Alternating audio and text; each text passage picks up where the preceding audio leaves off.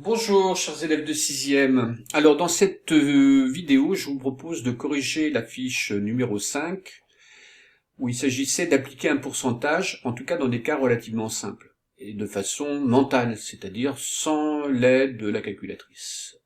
Alors, je vous mets les résultats, je les ai déjà indiqués.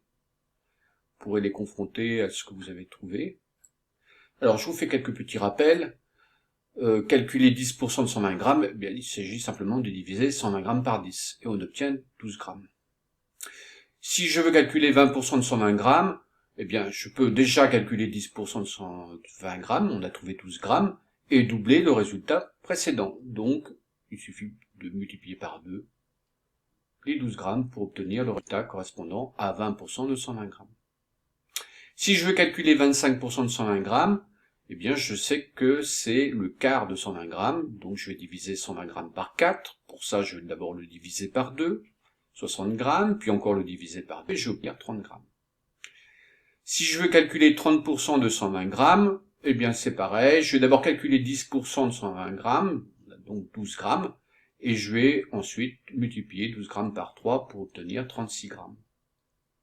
Alors, on peut aussi, si vous voulez trouver 36 grammes, ajouter 24 grammes à 12 grammes.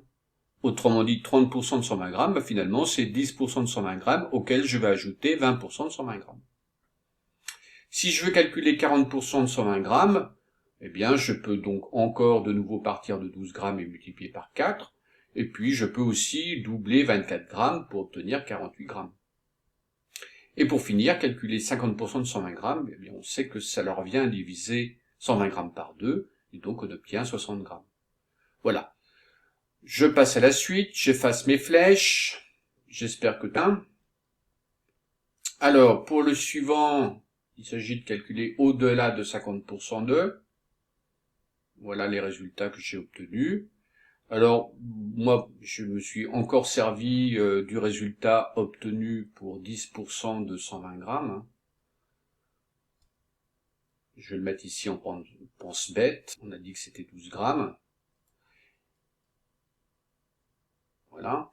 Et donc, si je veux calculer 60% de 120 grammes, eh ben, je peux m'appuyer sur le résultat précédent, et puis ajouter 12 grammes au résultat précédent. Donc j'ai obtenu 72 grammes. Et puis pendant que j'y suis, si on est observateur, on s'aperçoit que finalement on ajoute 12 grammes à chaque fois. Alors, j'ai été beaucoup plus vite, j'ai ajouté 12 grammes à 72 grammes pour obtenir 80 grammes, puis encore 12 grammes à 84 grammes pour obtenir 87 grammes. Je vous laisse regarder. Et je termine simplement en faisant une remarque sur les 100% de 120 grammes, en vous disant que 100% de 120 grammes, finalement, c'est obtenir la quantité identique à ce que j'avais au départ. C'est bon ? Alors, je termine, je passe à la deuxième partie de la fiche. Alors, dans cette deuxième partie, en fait, je voulais simplement vous signaler qu'on peut aller au-delà de 100% d'une quantité. Alors, 100% de 300 grammes, eh bien, c'est multiplier 300 grammes par 100 centièmes. Or, 100 centièmes, si je divise 100 par 100, j'obtiens le nombre 1. Donc finalement, je multiplie 300 grammes par 1 pour obtenir de nouveau 300 grammes. Alors, on peut faire exactement la même chose avec 200%, et multiplier donc 300 grammes par 200 centièmes. Or, 200 centièmes, si je divise 200 par 100, j'obtiens 2. Et donc, je vais doubler 300. De la même manière, si je veux 300% de 300 grammes, eh bien finalement ça revient à multiplier 300 par 3, puisque 3 est le résultat de la division de 300 par 100. De la même manière ici, je vais donc devoir multiplier 300 par 5 et obtenir 1500 grammes. Donc 500% de 300 grammes, finalement, c'est multiplier 300 par 5. Et pour finir, en tout cas sur ces exemples-là, je peux calculer 1000% de 300 grammes. Donc il s'agit pour moi de multiplier 300 grammes par 1000 centièmes. Or 1000 centièmes, si je divise 1000 par 100, j'obtiens 10. Et donc je vais multiplier 300 par 10 et obtenir 3000 grammes. Voilà donc pour les résultats que j'attendais de vous. C'est bon ? Bien, alors une petite application de ça, vous voyez qu'au des pourcentages, on peut aller au-delà de 100% de. Alors pour finir sur les pourcentages, vous voyez, j'ai pris un extrait de résultats, évidemment sur le Covid-19, qui est effectivement d'actualité. Et dans ce tableau qui j'ai extrait d'un site, en tout cas de Open States Coronavirus, vous voyez que est indiqué des augmentations au-delà de 100%. Par exemple, le 11 mai, le nombre de décès du jour, qui est de 263, a augmenté, dit-on, de 276% par rapport au jour précédent, qui était de 70 personnes. Enfin, il y avait donc 70 nouveaux décès le jour précédent. Alors, on va prendre la calculatrice simplement pour contrôler ce plus de 176%. Donc, on se retrouve avec la calculatrice. Je vais simplement noter les nombres et on se retrouve tout de suite. Alors, je réindiquais l'essentiel, hein, nombre de cas de décès la veille et le nombre de nouveaux décès aujourd'hui, enfin, en tout cas le 11 mai.